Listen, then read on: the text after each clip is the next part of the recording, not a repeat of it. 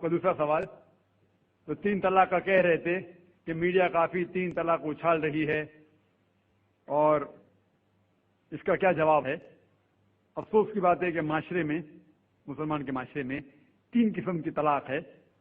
मुसलमान के माशरे में, सोसाइटी में, एक तलाक बिदत, तलाक तलाक तलाक एक साथ में को हो जाती है। एक तलाक हसन, जो तलाक दो, एक माह रुको हैज के लिए, फिर तलाक दो, फिर रुको, फिर तीसरा तलाक दो। और तीसरा तलाक के हसन, जो बिल्कुल सही तरीका है, जो कुरान शरीफ के है, तलाक दो और 3 माह रुको।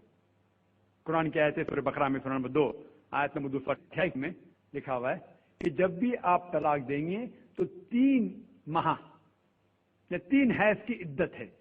तो तलाक पूरे मुकम्मल होने के लिए 3 हैज या 3 माह, 3 मेंस्ट्रुअल साइकिल और 3 मंथली कोर्सेज मस्ट है, कंपलसरी है। अफसोस की बात है कि ये जो इख्तिलाफ उम्मत में है उसकी एक वजह है। एक सही हदीस इब्न अब्बास रज़ियल्लाहु अन्हु वो फरमाते हैं कि मोहम्मद सल्लल्लाहु अलैहि वसल्लम के दौर में 3 तलाक एक ही मानी जाती थी। हजरत अबू बकर के दौर में 3 तलाक एक ही मानी जाती थी। हजरत उमर के पहले 2 साल के दौर में 3 तलाक एक ही मानी जाती थी। लेकिन उसके बाद हजरत उमर रज़ियल्लाहु अन्हु उस सिचुएशन को देख के वो कहते अगर कोई शख्स 3 दे दिया तो 3 हो जाती है। इस हदीस की वजह से जो इख्तिलाफ उम्मत में है, और कई उलमा में इख्तिलाफ है, लेकिन उलमा में इख्तिलाफ है रहेगा, एक मंच पे आएंगे कि अल्लाह आलम। लेकिन अगर आप कुरान की रोशनी में पढ़ते हैं, कुरान में तलाक का जिक्र किया गया है सूरह बकरा में, सूरह नंबर 2 आयत नंबर 228 से लेकर 240 तक, और सूरह तलाक में सूरह नंबर 65 आयत नंबर 1 से 7। जो कुरान मजीद में तलाक का जिक्र है उसके अंदर यह है कि कभी कोई डिफरेंस ऑफ ओपिनियन, कोई झगड़ा हो जाता है शोहर और बीवी में, तो पहला शोहर बीवी बैठ के बात करे। ऐसा नहीं कि बीवी ने नमक ज्यादा डाल दिया और तलाक तलाक तलाक कह दिया और तलाक हो गया। अगर बीवी में नमक ज्यादा डाला, बोले आपको नमक कम चाहिए, मामला सुलझ जाएगा, बैठ के बात करो। फिर भी बात न बने तो अल्लाह ताला फरमाता है सूरह निसा में सूरह नंबर 4 आयत नंबर 35 में कि आपके दरमियान एक हकम रखो, एक आर्बिट्रर बीवी की तरफ से, एक आर्बिट्रर शोहर की तरफ से। मतलब आर्बिट्रर, हकम कहते हैं आर्बिट्रर को, हकम रखो बीवी की तरफ से और शोहर की तरफ से, और मामला को सुलझा लो। फिर भी अगर बात नहीं माने तो आप फिर तलाक दे सकते हैं। तो तलाक देते हैं तो कई उसके क्राइटेरियाज है कि हैज के वक्त तलाक मत दो, जब आप गुस्से में तलाक मत दो, शराब की हालत में तलाक मत दो। उसके बाद जब तलाक दिया जाता है तो 3 माह रुकना चाहिए। तलाक के आसन है जो बिल्कुल सही तरीका है। तलाक दो और 3 माह रुको, और 3 माह के अंदर अगर आप रुजू करना चाहते हैं अपनी बीवी से तो रुजू हो सकते हैं, अल्हम्दुलिल्लाह। अगर 3 माह तक आप समझते नहीं मुझे मेरे बीवी से अलग होना ही चाहिए, तो 3 माह के बाद, इद्दत गुजरने के बाद, आप दोनों मियां बीवी नहीं रहते, आप अलग हो जाते।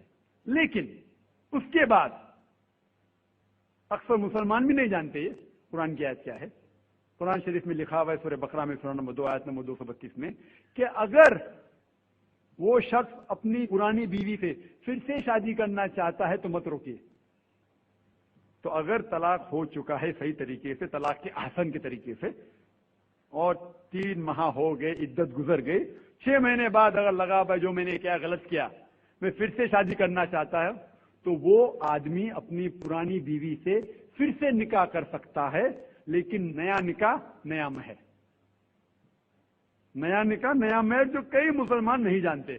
अफसोस की बात है कि हम मुसलमान कुरान को तर्जुमे के साथ पढ़े ही नहीं, सही हदीस को तर्जुमे के साथ पढ़े ही नहीं। अगर हम कुरान शरीफ को सही तरीके से पढ़ेंगे और सही हदीस पे अमल करेंगे तो ये जो गलत फहमियां हैं दूर होंगी।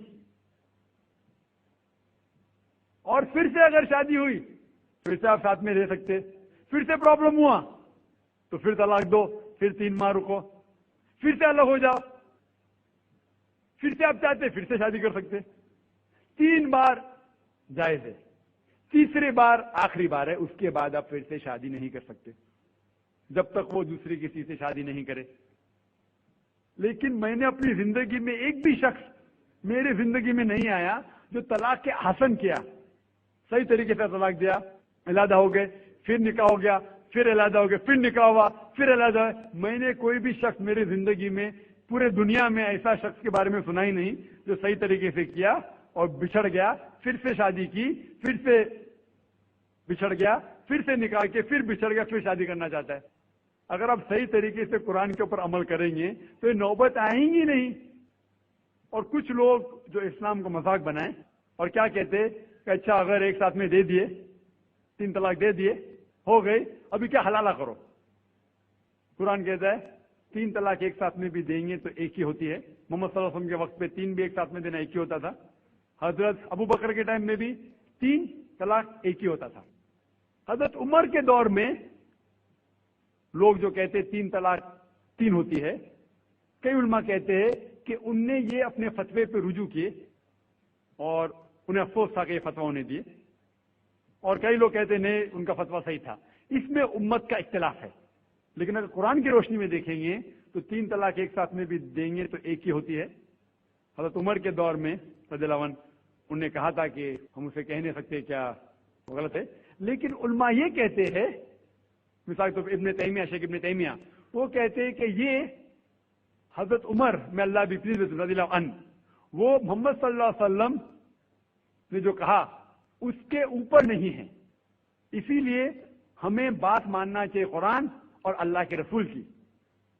इसके अंदर हजरत उमर में अल्लाह भी प्लीज रज़ियल्लाहु अन्हु उन्हें रुजू किया। इसीलिए वो कहते कि 3 तलाक भी होंगी तो एक ही होती है, 3 नहीं होती।